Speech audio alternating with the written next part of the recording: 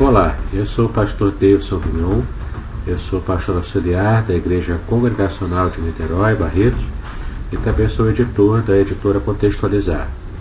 Eu quero aproveitar com esse vídeo uma nova série de mensagens pequenas, mas que são verdadeiros estudos bíblicos para líderes. Essa série, então, vai ser importante para você se você tem a responsabilidade de pregar a palavra de Deus ou de ensinar na escola dominical de sua igreja. Prepare-se, porque essa série de vídeos vai trazer bastante conhecimento bíblico para você. E o primeiro vídeo que nós vamos fazer, ele está aqui no Salmo 51, versículo 10. Eu vou ler para vocês aqui na minha versão da Bíblia King James Fiel 1611.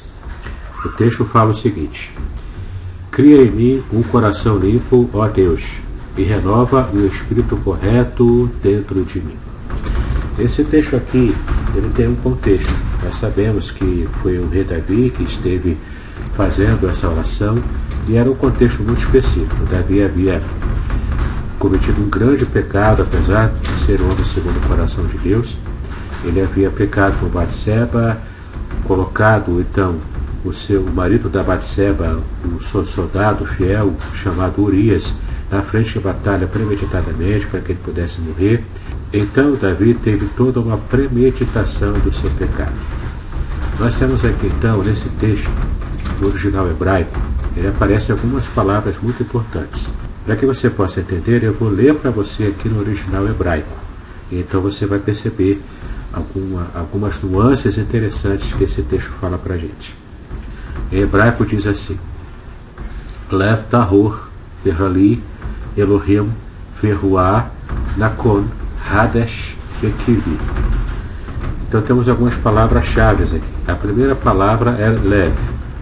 Lev, ou lev, significa coração.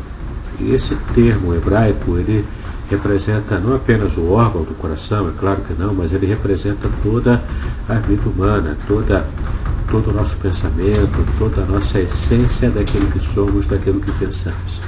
Então se refere a todo o ser humano, toda a vida humana.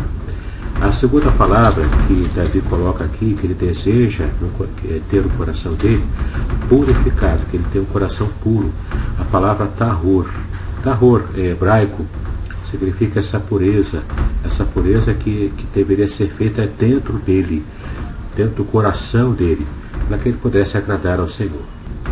E é interessante que nós vemos aqui no hebraico um completo contraste entre uma vida pura e uma vida impura, que era como Davi estava se sentindo após o seu pecado. Bom, continuamos aqui então no hebraico. A terceira palavra importante que aparece aqui é a palavra bará. A palavra bará em hebraico significa criar, mas não é uma criação qualquer. É uma criação especial, feita por Deus, uma criação do nada.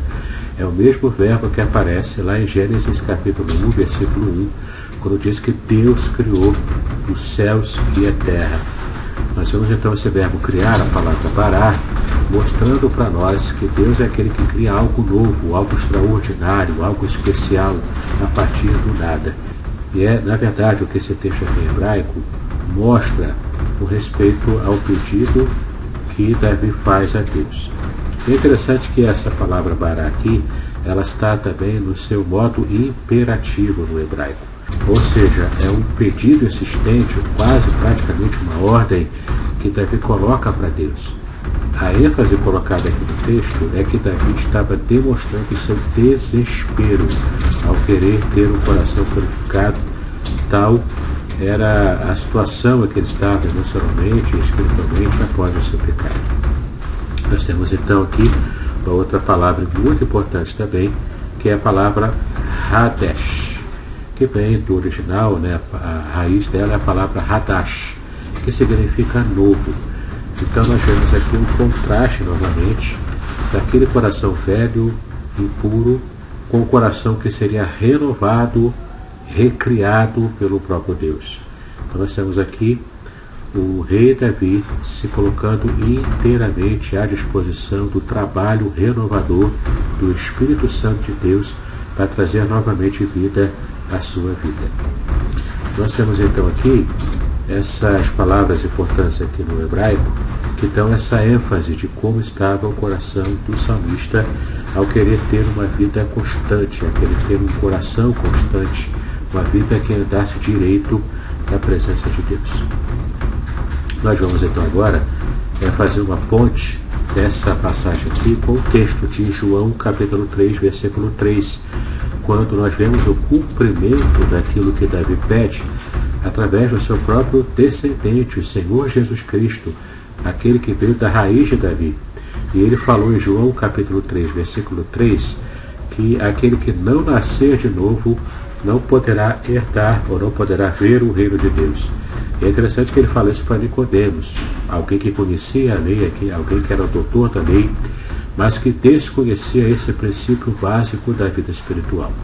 E o texto em grego, no original grego que aparece aqui, é a expressão kenete anotem, que realmente representa para nós o quanto é importante esse novo nascimento. E o que é esse novo nascimento, o nascer do alto, nascer novamente, que Jesus estava se referindo? É justamente o que Davi havia pedido, para que Deus recriasse o seu coração.